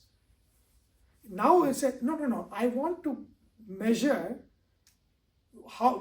when the moon comes to the same point. Now it is not just moon going around the earth. By the time the moon is finished, earth is also moved. Yes. Now the reference plane is, because earth is moved, there is some lag in the reference plane because earth is also moved, moon is also moving, so there is two motion, complexity, two motions there. Now what happens? If you measure from Mesha, where the moon enters the Mesha, to the next when moon enters Mesha, it is not just 27 days, it has to add 2 more days because the earth has itself moved with reference to the nakshatras. Now, therefore, your one cycle of the moon is 29 and a half days. So they take it to 30 days. That is why the measure of a month is 30 days. 30 days makes a month. That concept, so month is a lunar concept. Month is a lunar concept. It's based on the motion of the moon with reference to the nakshatras. And that's why it has that extra 2 days that's added, right? So that's what it is. So again, now this year has how many months? 13 months. Adhika Masa is coming. Adhika Masa. Yeah. So why you are adding? Who is adding? Who is the authority? Which Swami is adding it? Nobody is adding it. It's all in calculation. It's just in the calculation. So this year, see, remember, it takes 355 days for the moon to finish 12 cycles with respect to the nakshatra background. Right? 355 days. But the solar is 365 days. I mean, heliocentric and geocentric are the same. Either you're measuring from the earth or you're measuring from the sun, it's the same, 365 days. So always, Sauramana Yugadi is always the same. Right, April 14th. It's always going to be on the same because it's the measure of the sun going around, which means it's the earth going around the sun. There's no other thing going on. Right? So now that is 365 days. This is 355 days, 354, and change. So 355 days. What is the gap? 10 days lag. Every year, 10 days. So it means about 2.5, 3 years, you're adding a month. So you add an extra month, bring it in the sync. Now after this year, the lunar and solar will come in sync. Then again 10 days, it'll go. Come in sync, again it goes. So lunar, we have a luni-solar calendar. Because if you're, like for example, Islamic calendar is lunar calendar. It's like it's just 355 days, it's going back and every year, right? But here, no, we sync it. And the syncing, I'd written a blog article many years ago. It's not new. So in Mahabharata war, The purpose of the war. why, like, what was the, Duryodhana had to rationalize why he needs to war, go to war. So when Arjuna was there as Brahmana, right? So when he comes out in the Virata kingdom to fight the Kaurava army, they have stolen the cows and he has to fight them. So the point when Arjuna comes, Right. in terms of the lunar calendar, they have completed all of their Vanavasa. Yeah. Ajnatavasa, everything was done. But in the Sauramana, it was not done. Oh. So Duryodhana is like, no, we saw Arjuna, Pandavas, we know, and they have to go back. Then Bhishma explains to him, no, every 5 years you add 2 months. So, and how in Vanavasa there is no extra month, Adhikamasa concept is not there for exile. So they've all, see, there were so many, they had all this knowledge that Bhima waited until this was done to kill Kichaka. Because he knew that if Kichaka is killed and the Kauravas know, they know we are here. Because nobody else could kill Kichaka other than Bhima. So Bhima is waiting and waiting. When that thing has happened, then he goes and kills. That is the reason why they came and they come and attack the Virata army, because now, who else? Now they should be there because Kichaka is killed he's not an ordinary person. Somebody else, the Bhima should be there. And that's the reason why they come and they, they steal the cows and they attack from north and south and all of that. And that's when Arjuna goes and he reveals himself, right? The Gandiva, he removes the Gandiva from the tree and then the twang of the Gandiva. And they all know, oh, this is Arjuna. Then Duryodhana says, no, that's it.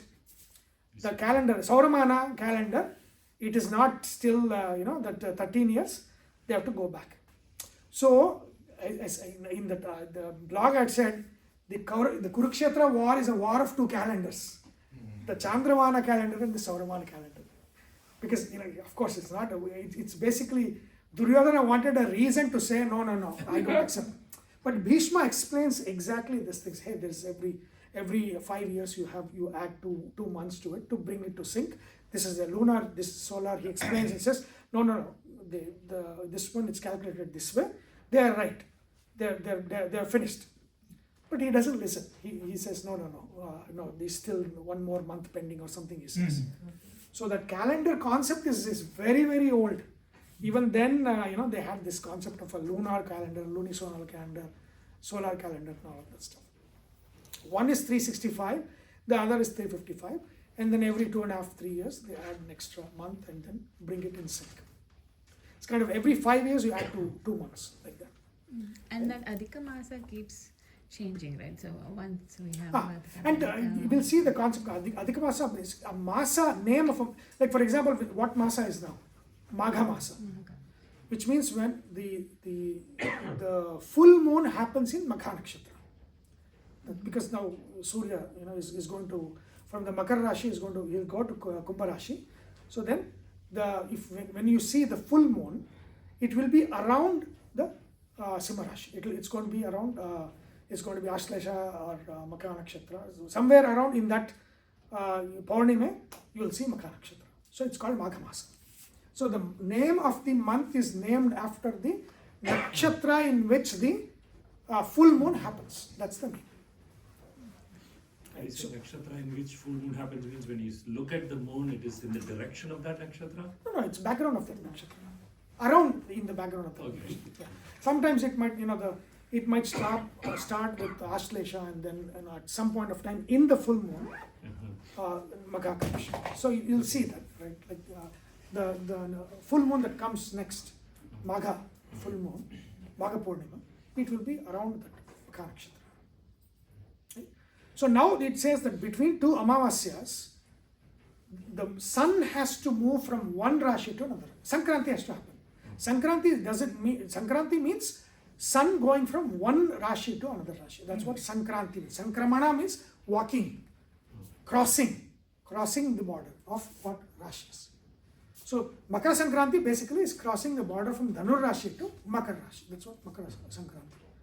So that means between two Amavasyas, one crossing of sun between Rashis has to happen.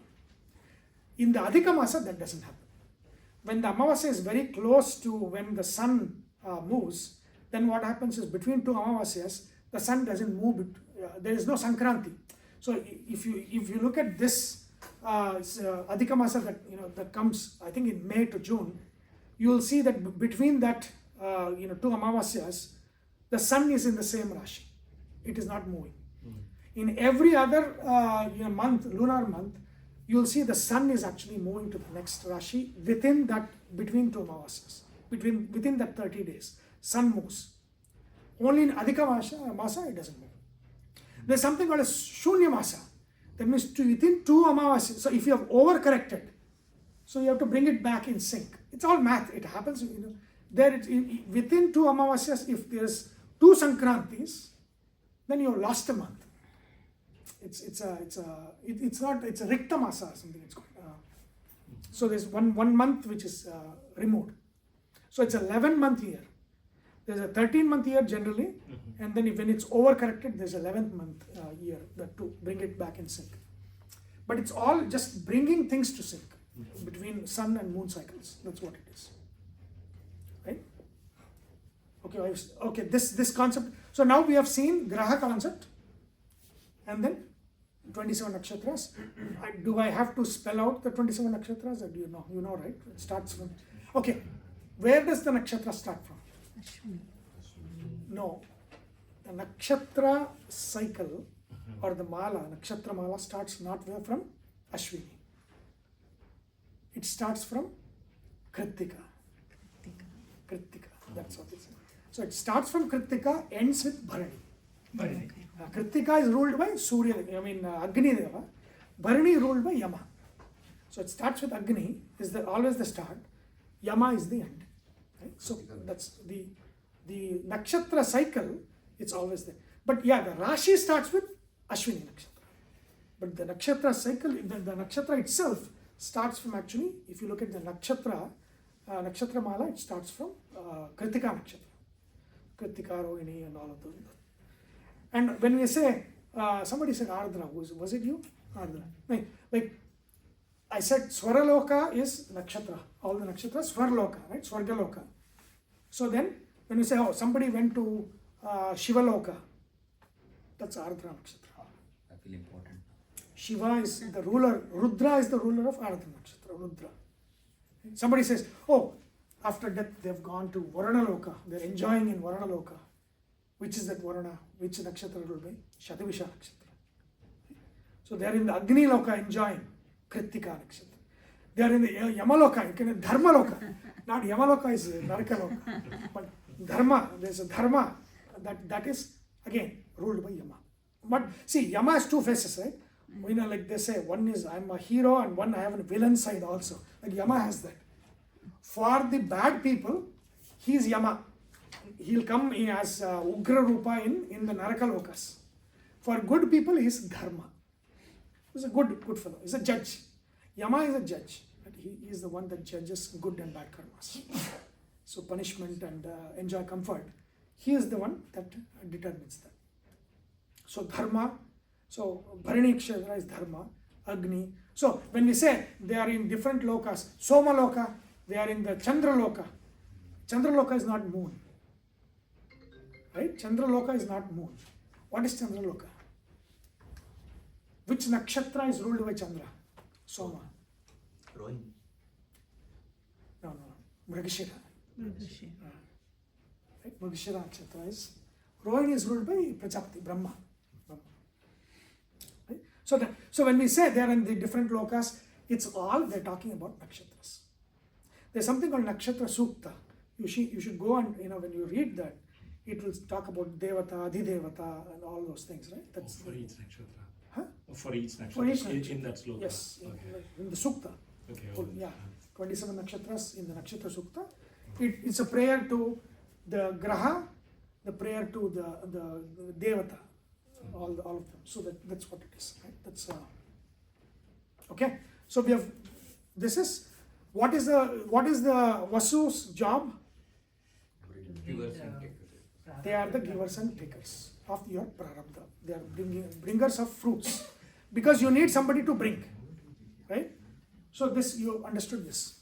Now, that is 7 grahas, 1 nakshatra. I mean, one nakshatra, the nakshatra mala, 27 nakshatras. Now, what is the next one? Next concept? Rashi. Who rules Rashi? You count the number of Rashis, you know who is the ruler. How many Rashis are there? 12. 12. 12. Which Devata Gana is 12? Aditya. So Rashis are ruled by Aditya. Right? So there, this Rashis are ruled by Aditya. So I'll just put, again there are different versions. There's in the north there is the diagonal one. In the south there is this, this square one.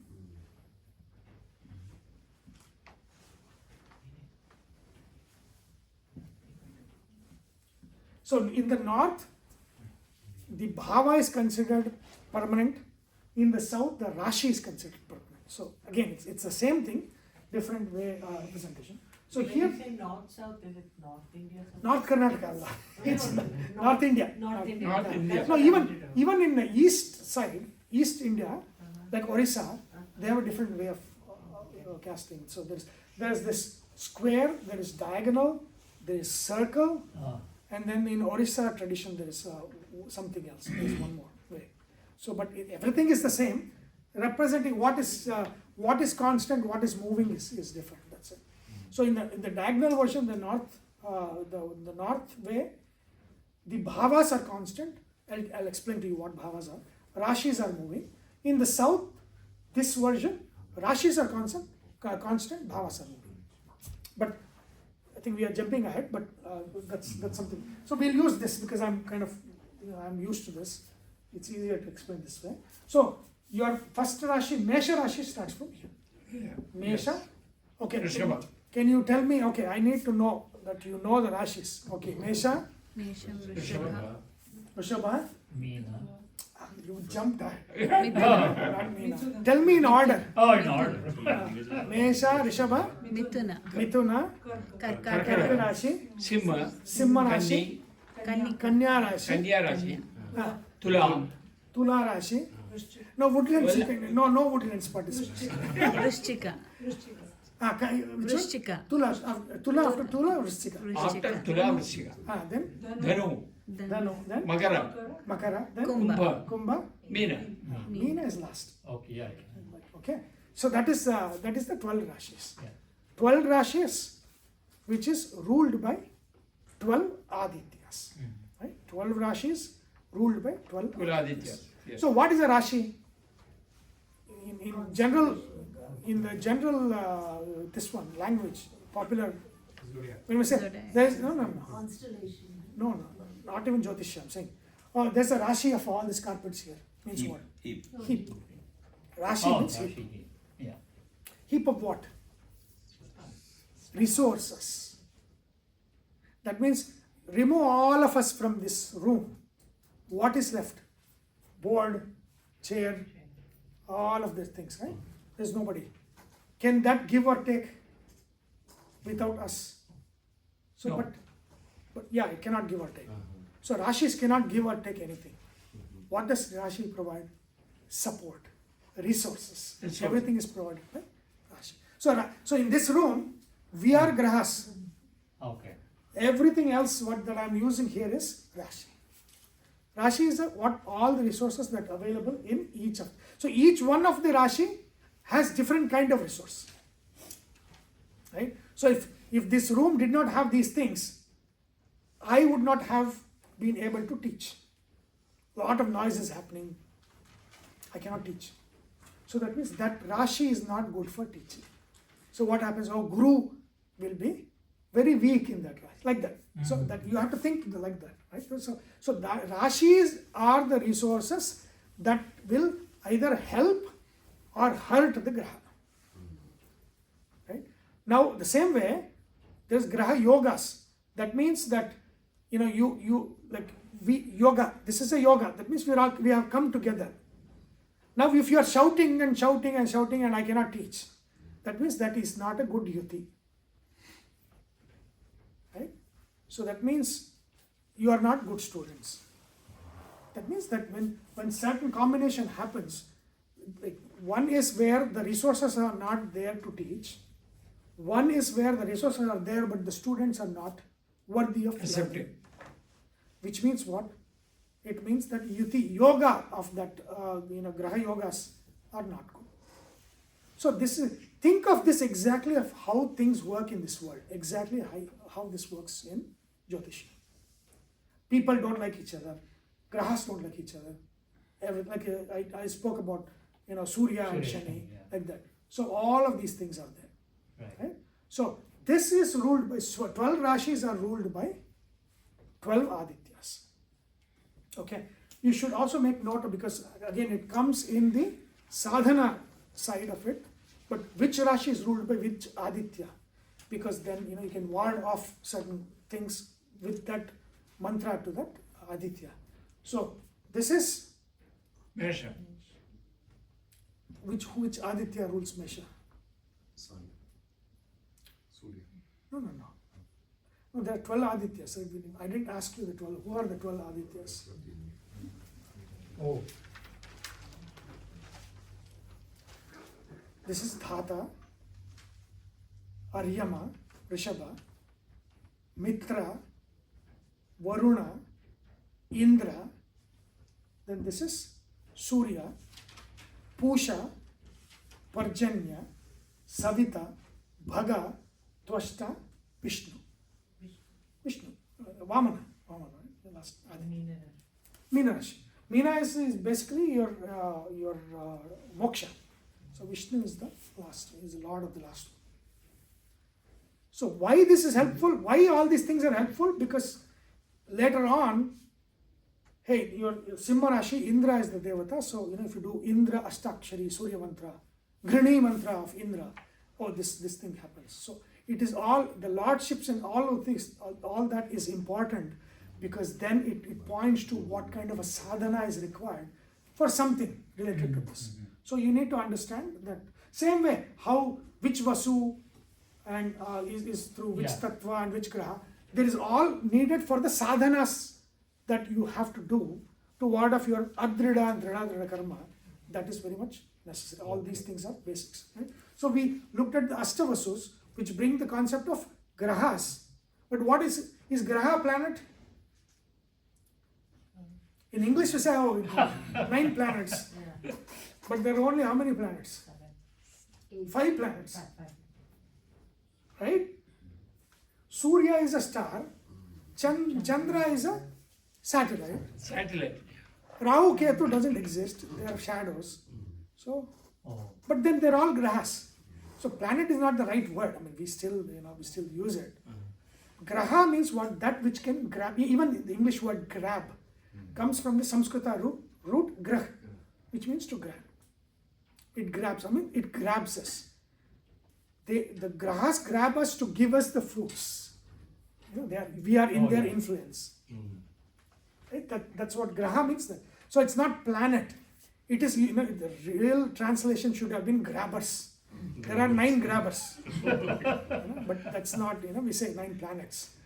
And then they use that to say, the ancients didn't even know that sun is a star and moon is this thing, satellite, everything they call planet. So is the foolishness, the people who translated the foolishness of that people. No. who translated everything to planet is wrong. So it's all of them, regardless of what they are all grabbers. So they are grahas. Right? Grahana, the take. So there are only 5, you said? The five. I mean, the 5 planets, right? Mercury, Venus, Yeah. Mars, Jupiter, Saturn, Saturn. Jupiter. That's it.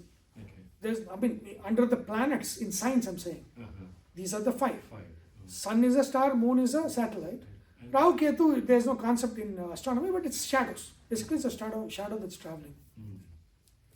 So that's what 5 are real planets in this scientific definition of a planet. Then the question would be, what about the other planets? Neptune, Pluto. Pluto is not even, I don't think. In Pluto is Is gone. Okay. Uranus, Neptune. What is Are the Uranus and Neptune equivalent Rahu and Ketu? Too far to even affect us. exactly? What? See, the most powerful concept in Jyothishya is the biggest influence is always the fastest moving. If some graha is there in one Rashi for 10 years, it is for me, for my generations, everybody has the effect is what it is. Like if it's true for everybody, there is no effect. So the slowest graha can be is 2.5 years in a Rashi, which is Shani. Shani is the slowest. It is deepest impact, but also it is like in the 2.5 years, everybody who's born within the 2.5 years will have the same Shani. So how do you differentiate between one and the other? So the most powerful element in a Jyothishya is that which moves the fastest, because that is the one that gives you the uniqueness of who you are, your uniqueness of your karma. If it's common among, in every month, sun is in the same position, right? You can be born within, like from Makar Sankranti to next Sankranti, sun is in Makar Rashi. If people born in these 30 days, they will have sun there. Right? But moon, every day, it changes. Okay, so that's why moon is powerful. Lagna changes within 2 hours. Oh, most powerful. That is a determinant, right? Then Navamsha Lagna changes in 15 minutes. Oh, that's more powerful. So you go in and in and in. Now there's like the fast. That is what determines. Right? So again, this is another dictum. The fastest moving is the most powerful determinant of your karmas in the chart. Fastest moving. The 2 fast movings are your Lagna, Chandra. Yeah, Navamsha is actually derived out of your Rashi. Right? It's basically 9 parts of this. If you divide it to 9 parts, that one part is 1/9 of your Rashi is Navamsha. But that's the concept for the future. But just within what we have today, the fastest is Lagna, which we have not come to yet. Second fastest is the moon, because the moon changes every day. Your nakshatra is changing. Right? So they are the most important. Lagna and moon, they are the most important. Right? So now this is, so understand, right? So each of these Rashi, there are 12 Rashis, which is by 12 Adityas. Each of the Adityas is, Dhata, Aryama, Mitra, Varuna. So here Indra sits here, which means what? What Rashi is this? Simha. Simha is what? Throne. Who sits on the throne? Indra Deva. The king of the Devatas, Adityas, is Indra. He sits here. Right? So Indra sits in Simha Rashi. Then this is Surya, Pusha, Parjanya, Savita, Bhaga, Tvashta, and Vishnu. So they are there. So if Vishnu is in the 12th, it means that this is very spiritual. This is ocean. Meena is ocean, right? Meena is a fish. Fish is swimming in an ocean. So this is an ocean here. So like that. Each one. 14 squares. No. It's 12 squares. 1, 2, 3, 4, 5, 6, 7, 8, 9, 10, 11, 12. 12 squares. Shall I continue the next class? Oh, what is the time? Past 1 o'clock. 1 Oh, p.m. okay. Okay, I know. You have to drive back. I don't know. Yeah.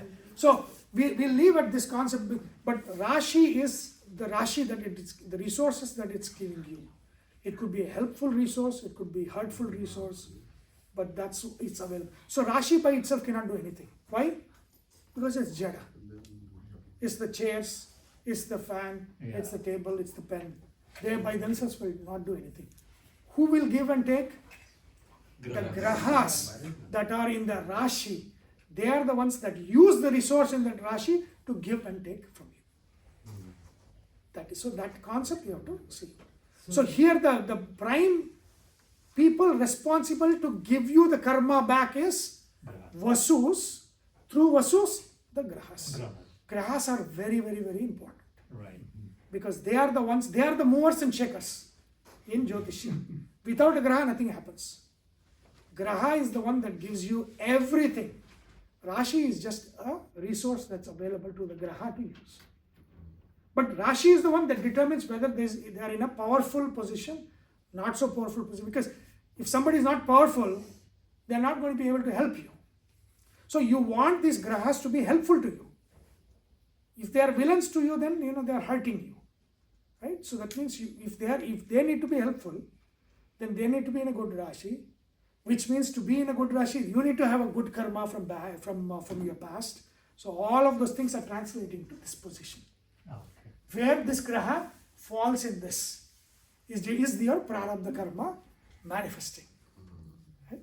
So we'll do the next part, which is going to be the Rudras. What are their position? What are the next elements? And then there's two more. See, Vasurudra Aditya totally is how many? Devatas. 12 plus 8 plus 11. 31. But there are 33 Devatas. Who are those two? No. It is the one is Indra. It says Indra, but it's not. Actually, in Brahdaranyaka it says Indra. But if you look at the commentary, that Indra is a prana. Mukhya prana deva is Indra. And then Prajapati. And so they are the two things. So I'll just jump to those two. The two elements, Prajapati or Brahma is your Lagna. That means your eastern horizon, when you are born, what constellation is rising, right? In which Rashi the constellation is. They'll usually put this, this sign and say, this is 1. If you go and see your chart, that is your Lagna. Lagna is your eastern horizon, what Rashi is coming up, what nakshatra is coming up, and that is Brahma, Prajapati. That means what they say is your Dhara and your Dhyu, they are together. So mother and father come together in the horizon. That's when your birth happens. So that is the Lagna. So Lagna is the Rashi which is on the eastern horizon. When you're born. Like for example, even now, some Rashi is coming up in the east. I don't know which one is east, but that Rashi would be Lagna for now. So Lagna could be for anything. You can ask me, Muhurta. Muhurta is nothing but a Lagna. A lot Lagna for a Karya that you're doing, what Lagna is needed for that. And what planets are supporting and all of those things, there's Muhurta. So Prashna Shastra is there, you can ask a question, based on that Muhurta will do answer. You're born, everything. Like I said, Hora is not just individual, it could be for nation Samhita, it could be for a question that you ask, it's for an occasion, Muhurta. So all of those things depend, everything is dependent on your Lagna, because that will say that's your starting point. Then you are looking at, how is your chess game from that starting point. So everything changes. From one Lagna, everything is in good position. For another Lagna, it's all bad. Okay? So, it's not just where they are with respect to the Lagna. That is the most important thing. So Lagna is Brahma. It determines when you came, that is where we have. And then then of course you have, Mukhya Prana is what? When you say Ana, An means what in Samskrita?